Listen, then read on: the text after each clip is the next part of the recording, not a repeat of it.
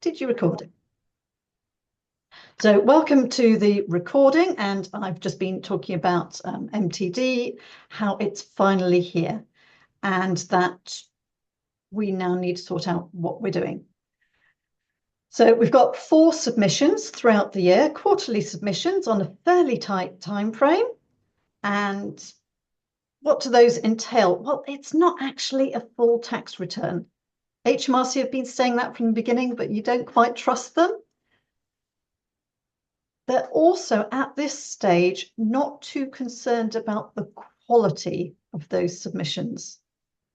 So obviously as professionals, we don't want to submit a whole load of nonsense, but the important thing is that people are submitting something quarterly.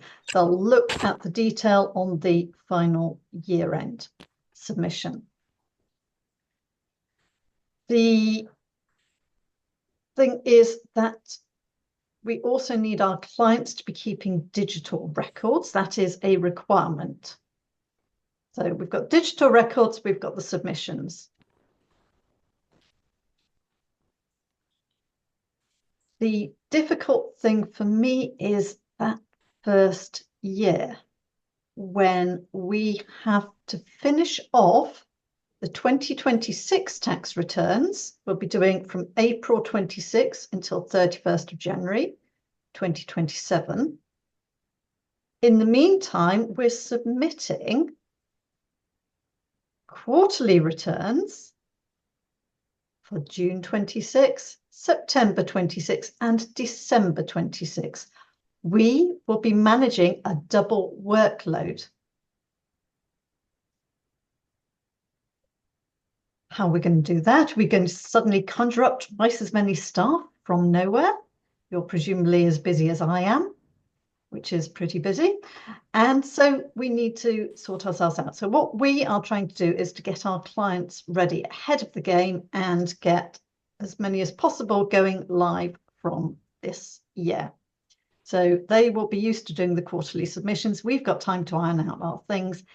And whilst I don't believe the date itself will slip, past experience shows me that HMRC always have a soft landing period when they are particularly generous on penalties and things like that. It's, in my opinion, because they're not ready behind the scenes, but whatever, we get an extra bit of leeway. So let's try and get our clients up and running. Prepare our own businesses and make sure that we can handle that extra workload. So what do we need to do that properly? We need a new tax agent account if you haven't already. And if you're doing VAT, you're probably okay for that. If not, make sure you are set up and get your clients all added to that. It's really annoying having to do this, but essentially they have built the MTD platform is on separate software, so it needs separate logins and things like that. So the two systems, to all intents and purposes, don't talk to each other. So we have to log into new software, new systems. And it's great news, it's much better software at the HMRC end, because frankly, their current systems are so clunky, it's impossible for, I'm surprised they get any work done. We may slag them off, but at least we get to deal with modern systems compared to them. So we have our new agent account set up. You can do that now, get on with it if you haven't already. I'm assuming everybody has though. And then we have to decide how we are going to get these things done, because spreadsheets do count as digital records. So that's okay.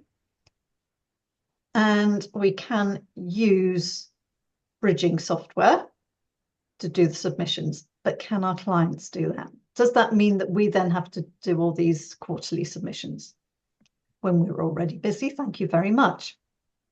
Spreadsheets, great. Clients can do things themselves. Most people know how to use a spreadsheet these days after a fashion. If you set up a special spreadsheet for your clients, you can get them doing it the way you want it done. Whereas looking at software, it's designed for the task. It's a lot easier. It's got some really sophisticated features, but there's more of a cost. So what are the benefits to the business of having software? So MTD is the great big stick. So what's the carrot? Well, we use Xero here, and Xero have just brought out, I think it's called Xero Simple. It's £7 a month. So it's a lot cheaper than their others that start at £16. And I think that's going to be our, that's going to be our, it is what we're putting a lot of our smaller clients onto. And in fact, we're actually moving some from £16 down to the £7. But don't tell Xero that. So the benefits to the business of having software, well, it is sitting in the cloud, which means that you can split the roles of bookkeeper, year-end accountant, and the management decision-making of the business. Everybody can log in and do their own thing from wherever they are in the world. And as I'm starting the digital nomad journey, I plan to be all over the world. So we have the accessibility, the multi-users all at once. There's no emailing Sage backups all over the place, although even Sage are now sitting in the cloud. But we've got accessibility.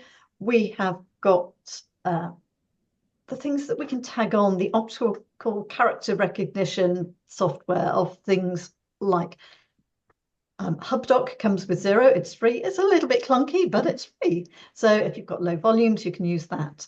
We've got the Apron is what we're using as our main thing. We've got Dex, which used to be the best, but I think Apron has now superseded that. You've got auto entry and all sorts of things for uploading invoices.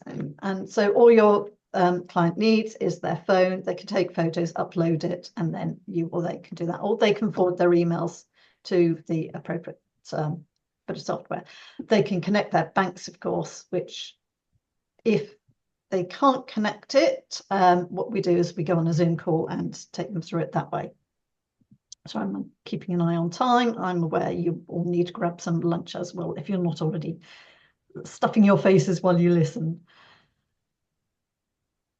Clients can raise their invoices and email them out. So that's much slicker, much more efficient process than sitting down at the end of the week when they're tired and typing things up and overwriting numbers and sending the wrong thing. So it's all nicely automated. They can have their templates set up. They can email them out so they get there straight away.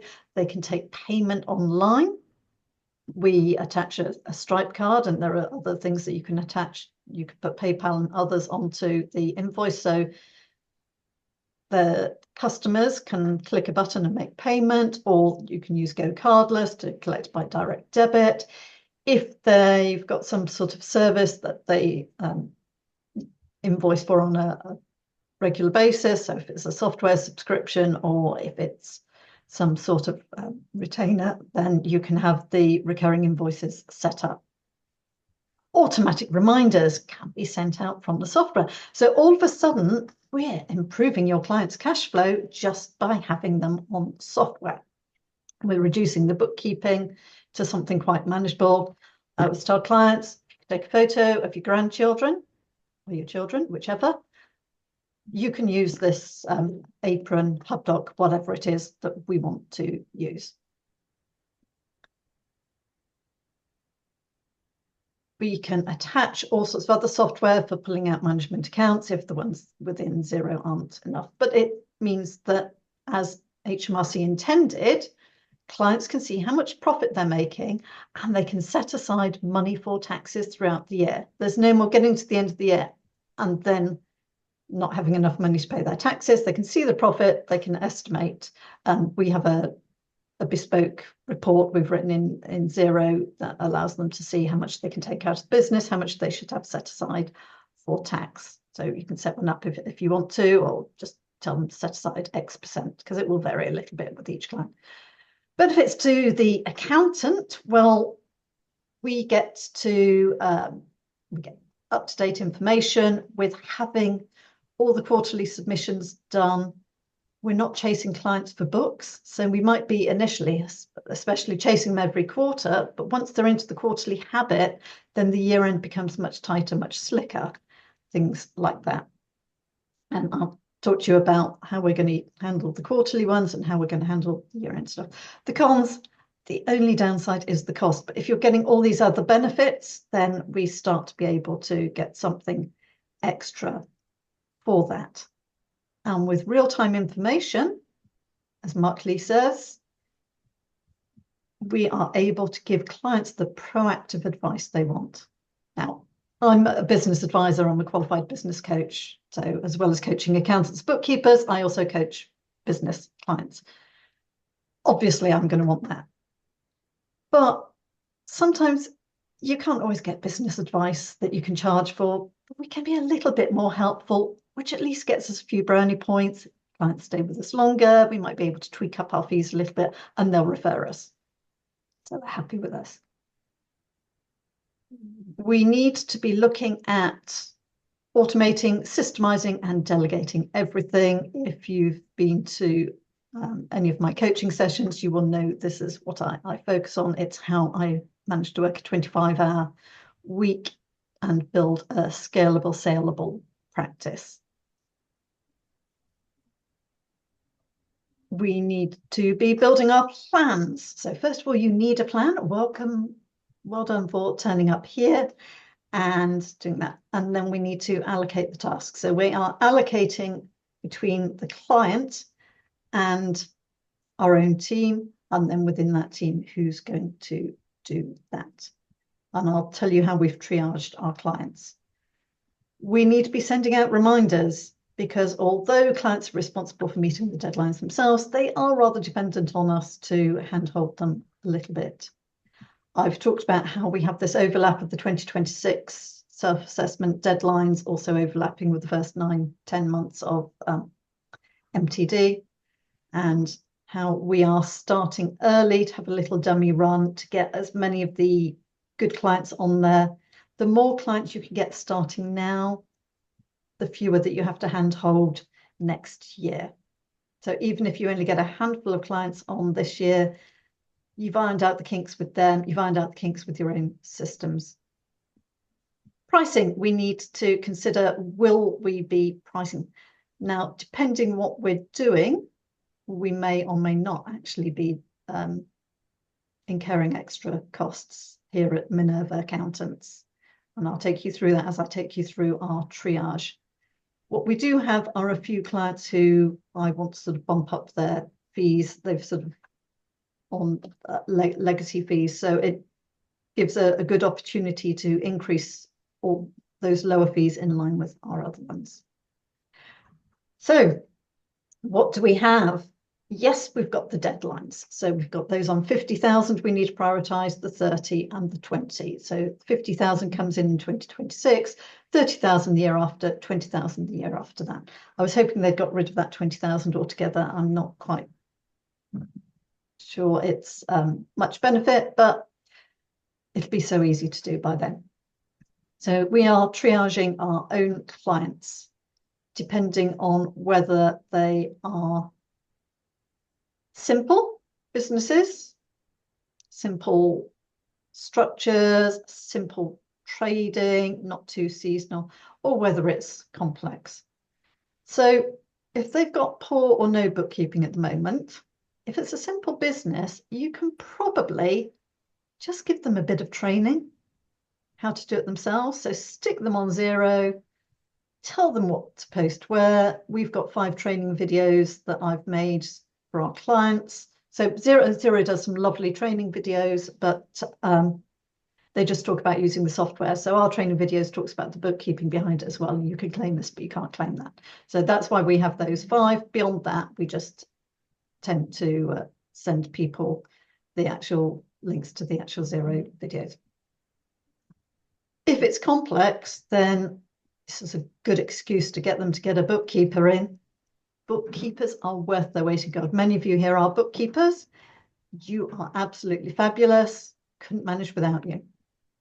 And so we will use this opportunity to get some of the rubbish bookkeeping we deal with handed over to a professional. We do a little bit of bookkeeping in-house, but clients with proper bookkeeping, we work alongside bookkeepers. So if they've got some basic bookkeeping that's sort of good enough, then what we'll do with those clients is that we'll get them to press the button each quarter to do the submission, and we'll come along and we'll just do the year-end adjustments. If it's a complex business, then they need proper bookkeeping and maybe need some quarterly adjustments. So that's why I've called it a bookkeeping plus. So that might be some standing journals, some repeat journals that go in just to sort of make them, those numbers sort of make sense. And then we have those that require a full bookkeeping service. So if they've got a proper bookkeeper in there, then we'll come along and just do the year-end adjustments the way that we always have. So the bookkeepers prepare this beautiful set of books, and we're there during the year if they have any questions for us as well to help them to prepare that beautiful set of books that we can come along, just do our year-end checks and adjustments and things like that. If they're complex, then they need a bookkeeper to handle all of that. But they probably already have management accounts. And if not, then we just sell the management accounts. You need to have all these proper adjustments put in. Let's just do a set of management accounts for you, and therefore you have this information. So they get something back for the money. So training, fairly standard stuff. We would do that free of charge. If they want one-to-one training, we will charge that. If they need a bookkeeper, obviously there's a charge for that. We'll either do it in-house for little ones, or we will introduce them to a third-party bookkeeper. Basic bookkeeping, if we're doing year-end adjustments only, well, we'll do that the same as the tax return, so it's no big deal. If they're complex, then we would be doing that anyway at the end of the year, so we just need to put in some extra. So there will be a charge for some quarterly adjustments. If they have a full bookkeeping service in place, either ours or their own bookkeeper, we'll come and do the year-end adjustments only, which we do anyway as part of our accounts preparation. And the bookkeeper on a complex organisation, then we will, of course, need to do that. So I don't think, as accountants, we're going to incur that much extra work. As bookkeepers, you now have the lovely HMRC stick to beat them with to get everything done. So in the same way, somebody in the group the other day asked, because in free agent, you can't submit the VAT return until the bank's reconciled, whereas in all the other software, you can submit it without. So somebody asked, about, oh, can you do this? I said, yes, but don't tell the clients. We try to let the clients think that we need everything up to date every quarter anyway. Whereas actually, because you claim your VAT on invoices, then, because otherwise how do you know if it's a valid VAT claim if they don't have the VAT invoice? So we do it on that, so the bank doesn't need to be reconciled, but we use the bank to see if there are any missing invoices, so we chase that way. And then we need to be communicating with clients. So once we've decided what we're doing with each client, we need to be telling them. So we've already been in touch with our clients, and I've got 3 that need to move on to 0. One has agreed, and the other 2 I need to chase up. We're now in May. I haven't chased up. That's on me, because I do everybody in there. Fortunately, the letters are now going out from HMRC. If you've seen the letters, they're not actually very helpful. It just tells them you need to do something. Not quite clear. It doesn't tell them they may need to seek professional advice, because they want to keep the myth that tax doesn't have to be taxing, whereas we all know it is flipping taxing. So, and some more than others. We will be, now that we've seen the HMRC letter, we will be able to refer to, you've had this letter from HMRC. What's it mean? It means you need to keep digital records, as we've told you. No, we have told them, but now HMRC is saying you need to keep digital records. You need to submit quarterly, they're not tax returns, but you need to make quarterly submissions. And this is what we think you need to do. It'd be either you do it, bookkeeper, or we do it quarterly and year end based on our triage. So we're able to contact the clients with specific advice. So you've received the HMRC letter. This is what you need to do. Nice and simple, 2-line. I like nice, short emails. And you can add lots of love and kisses and hope the dog's okay and that, you know, the children are thriving and what have you. But the actual information is very short and sweet and to the point. Now I make that 12:27. We have got 3 minutes if people have any questions. We do have the numbers business course run. We start a cohort most months now. It's quite popular. I've got on the slide that it starts today. It does, but actually there's no room, so you would need to book for the 4th of June. So get back to me if you want to go on that, and I may be able to sort you out a little discount as an early bird. So do we have any questions in the chat? Oh, thank you. That's no problem, Susanna. Good luck with it. I'm in the group if you've got any questions. And of course, everybody in the group will be doing the slide. I sit here and I tell you what we've done. There are many ways of doing it, of course. So that's why the group is so useful. You'll have all encountered different situations. Is everybody fairly comfortable with MTD? Can you do a thumbs up or a thumbs down or a... They don't have an in-between signal, do they? Oh, Dave, I knew you'd be there. We've been talking about this for ages, haven't we? And I know you have a good team around you, so that's good. Anybody else? Fairly neutral. Well, I'm going to leave you to get off for your lunch. Oh, Pamela, lovely thumbs up there.